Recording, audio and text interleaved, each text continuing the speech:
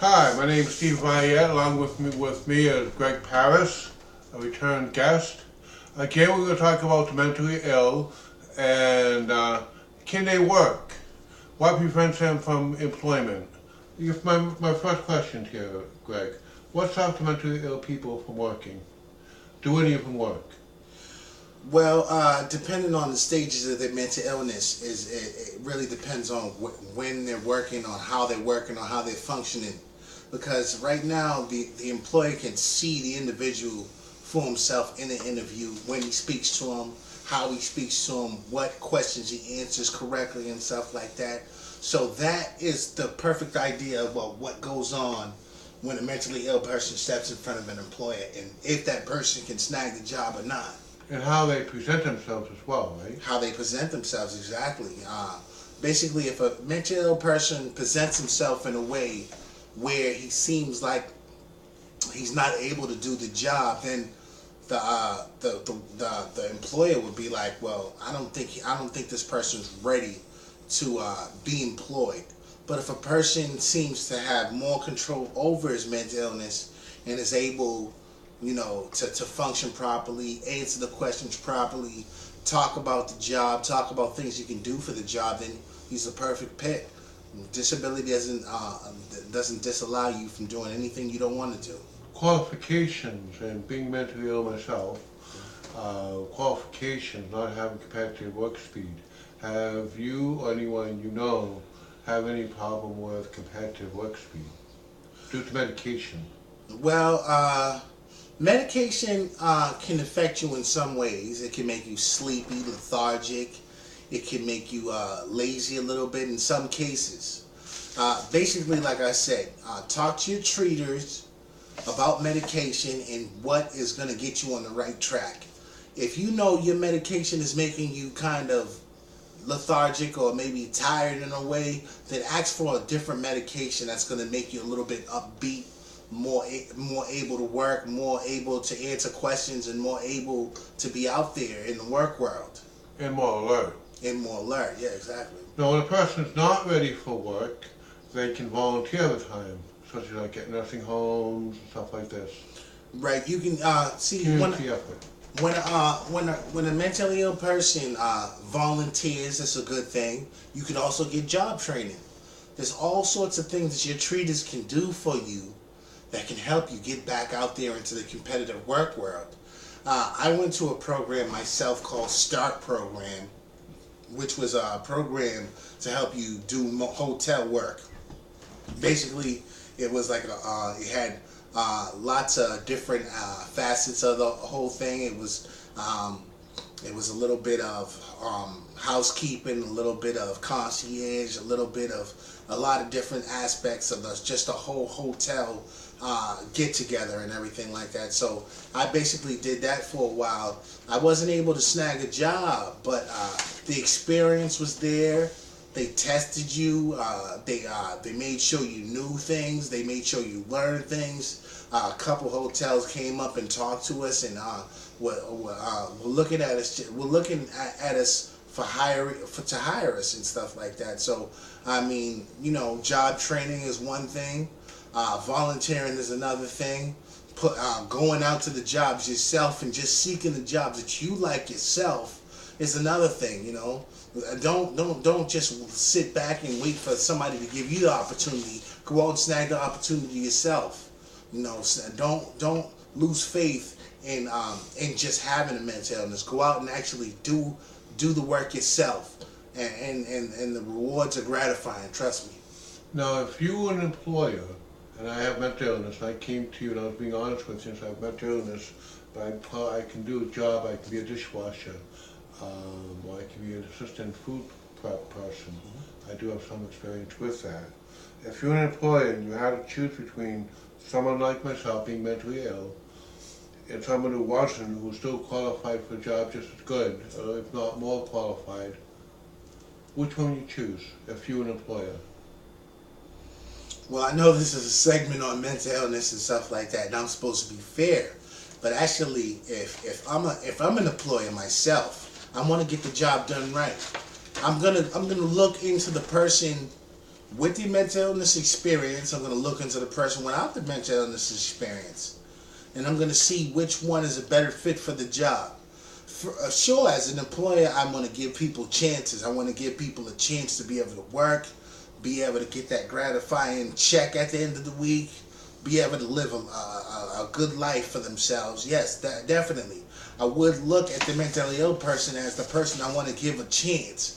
But if I'm trying to run a business there, you know, I would most likely look for the person with the most experience, you know? Yeah.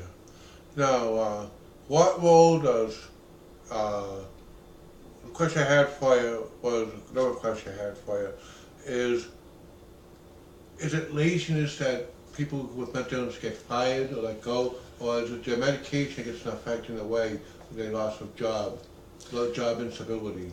It's the lack of repetition. See, people with mental illness get these blocks sometimes where you're able to do something for a good moment in time, a good while in time, and then after that you start having these thoughts and these feelings inside of you that make you say, well, I don't want to work anymore, I don't want to do this anymore, I'm sick of this, I'm sick of that. You have to have repetition, especially having a mental illness. You can't let anything stop you from living your dream, and that's to be financially stable.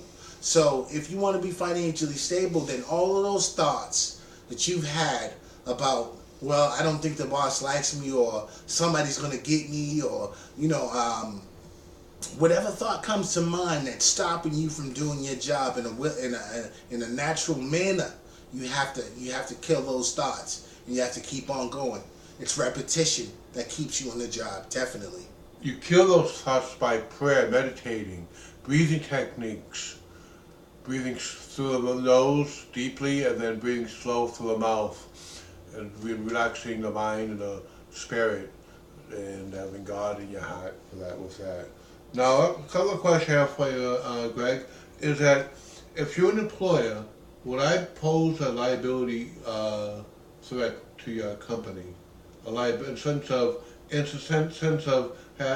can you do the job, or I have to do the job over again? Will I lose money if I'm an employer? All right, put it like this.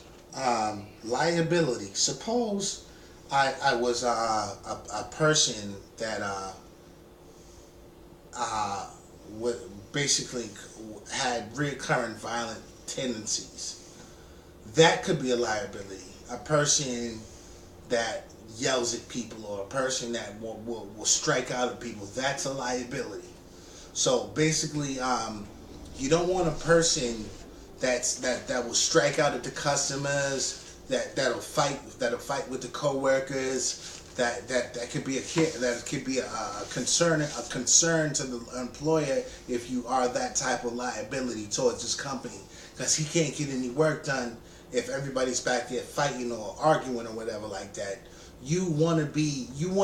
When you enter a job setting, you want to be able to have your mental illness Under control to a personal minimum, to where you can control things that happen before you, to where you want to have coping skills after coping skills to be able to say, if this happens, this is what I do. If this happens, this is what I do. Like he mentioned about the breathing techniques, the meditation, those things are important to a person that's fighting with the mind all the time, because you want to be able to keep the mind calm and relaxed and serene, so that when you're out there in the work world, people have no idea what's going on in your mind or your head. People have no idea by looking at you that you even have a mental illness. That's the way you want to enter a job market, when people can see that this person is one of those people that they may have mentioned that he has a mental illness, but we can hardly tell, because when we speak into him, not all the time. I mean, some people do have, with their mental illness, some people do have some type of things where maybe they're not able to control their speech all the way, or they're not able to control their movements all the way. But as long as they can do the job itself, if you're a dishwasher, you're not in front of anybody. If you're just in the back washing dishes, and you can do it to the best of your ability, then more power to you. Go ahead and do it. I mean, that's what you do. You do it well. Hey, Now I have a question for you. Sacrificing your beliefs to keep your job, as well as lowering the moral value of the company by doing that. By doing that, just to fit into the company, maybe get a promotion by lowering your moral values. What do you think? I don't think you should lower your moral values or your beliefs. I don't think you should stop your beliefs. I think maybe you shouldn't become that vocal voice in the job, like, start preaching to the customers about God, or start preaching to the workers about God, if that's only going to cause a disruption or friction between you, the workers, or you and the boss. Because there's people do something behind your back. They'll start talking about this, and then all of a sudden they mention it to the boss, and all of a sudden he's like, "Well, we can't have this," and that'll get you out of the game, really.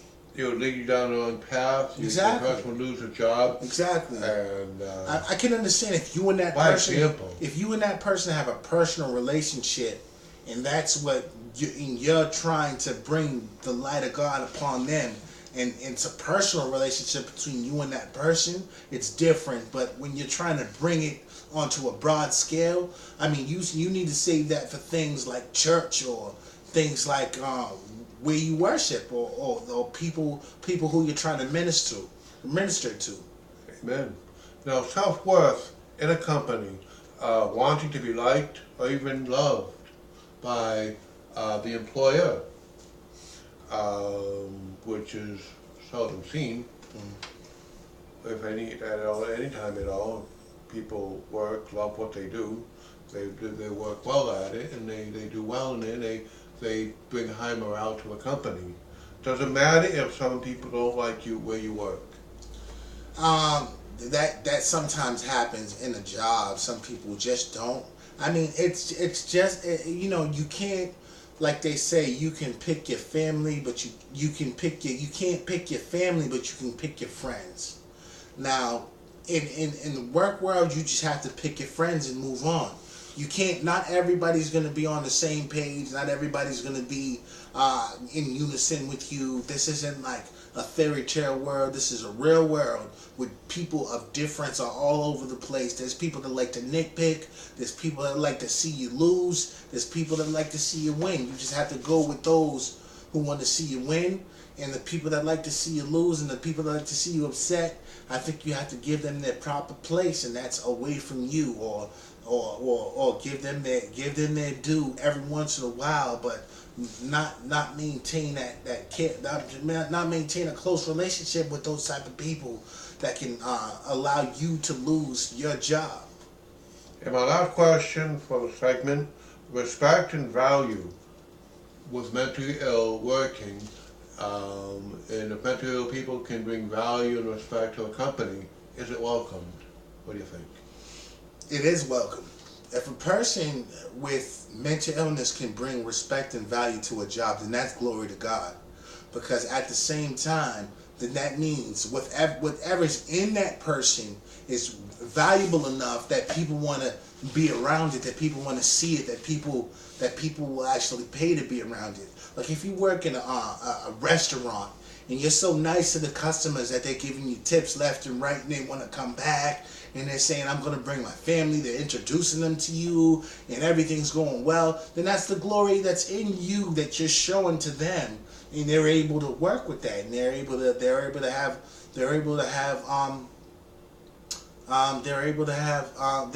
enjoy that, and they're able to care about that, and they want that more closer to them, and that's a benefit for the boss. The boss will be like, "Well, he's perfect for this job. This is the job he's doing. He's doing a good job. The customers love him. What else can we say? We have more business than we've had in the past. I mean, that's a plus."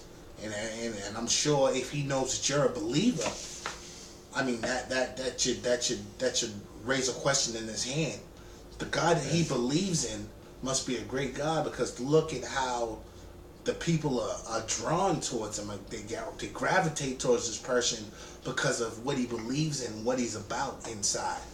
Now, some people with mental illness, like myself, when I'm working at a job, I might need that added extra help, to get through a tough situation with a coworker, just out of frustration, aggravation of trying to meet deadlines and not meet that deadline, getting fired, no job stability, no way to pay rent, no way to pay for anything my financial needs. So I'm on SSI, SSDI because Well, I it works for you. I think a lot of people, a lot of places that hold people that are mentally ill develop these programs where they have a whole bunch of people in a place working and doing stuff for low wages, but they'll have them working and have a work environment there. They need to create these same type of jobs for people with mental illness with normal wages that have people with mental illness working together as a team, being guided by somebody that's more under control, more willing to work with us, because that'll be the perfect job for us. If we have a job environment where we have people like ourselves and people watching over us that know our illness and know what our capabilities are, know what our strengths are and our weaknesses are, able to function, able to focus on that, and able to have us function in a more stronger manner, and then we can together we're stronger, because now we're amongst a community of people that have the same disabilities, or maybe even different disabilities, but the same thing, and that's called mental illness. And they're able to work together, but for decent wages. I think they should start companies like this where in fact they do. It's called a clubhouse. Right, clubhouse. But I'm saying mentally instead of a clubhouse, and what they do is they find jobs. Right. And they go like headhunters for work, employment. There's things called there's this thing called the pod, where people with mental illness sell things that they get from donations and stuff like that. Workshops. So there's jobs out there for the mentally ill. It's just you have to stay. Look for them. You have to stay. You have to stay in tune with what they're doing. You have to stay on. You have to stay with your ears open and your eyes peeled. You know what I'm saying? When you see people with job opportunities and offering jobs, when you're in the right clubhouse, you're able to focus on employment more because you're there.